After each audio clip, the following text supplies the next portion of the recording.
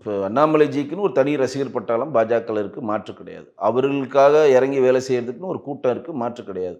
But அங்கே தேர்தல்னு வரப்போ தேசிய ஜனநாயக கூட்டணியில் நம்ம அங்கமாக தானே இருக்கோம். நம்ம இப்போ 2024 தேசிய ஜனநாயக கூட்டணியில் பாஜக தலைமையில் தான் மற்ற கட்சிகள் நம்மளோட இணைஞ்சு போட்டிக்கிட்டன. அம்மா மக்கள் முன்னேற்ற கழகமாகட்டும், அன்புமணி ஆகட்டும், இன்னும் யார் யார் இருக்காங்களோ கிட்டத்தட்ட ஜான் பாண்டியன்லேருந்து யார் யார் இருக்காங்களோ எல்லாரும் பாஜக தலைமையில் 22 சீட்டு பாஜக போட்டியிடுச்சு, மிச்சம் ரெஸ்டாவது 18 சீட்டை பிரித்து கொடுத்தாங்க. ரைட்டா? அப்போ தலைமை நம்ம டிசிஷன் நம்ம எடுக்கலாம், நம்மக்கிட்ட தான் பவர் இருந்துச்சு. ஆனால் இப்போ பார்த்தீங்கன்னா 2026 தலைமை யார் இருக்காங்கன்னா இங்கே தேசிய ஜனநாயக கூட்டணி தலைமை எடப்பாடி பழனிசாமி. ஸோ அவர்களுக்கான ஒரு உடன்படிக்கையில் ரெண்டாவது நம்ம எங்களுடைய இன்றைக்கி இருக்கக்கூடிய மாநில தலைவர் நாயனா நாகேந்திரன் தெளிவாக ஒரு இதை புரிய வச்சிட்டார் எல்லாத்தையுமே. நம்மளுடைய இலக்கு 2029 நாடாளுமன்ற தேர்தல் தான், சட்டமன்ற தேர்தல் இல்லை. சட்டமன்ற தேர்தலில் எடப்பாடி பழனிசாமி ஜெயிக்கிறதுக்கு நம்ம எல்லாம் பாடுபடணும். அதுக்கு எல்லாரும் உழைத்தோம். அது விஜய்ன்ற ஒரு பேரலையில் எல்லாரோட உழைப்பும் கரைந்து போய்விட்டது, அவ்வளோதான்.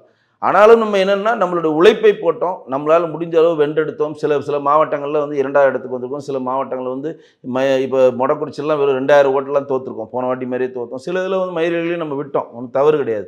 ஆனால் முயற்சி செய்வோம். அதாவது சீமான் சொல்கிற மாதிரி வென்றால் முயற்சி, இல்லாட்டி பயிற்சின்னு போயிட்டே இருக்க வேண்டியதான். இதுதான் அரசியல்.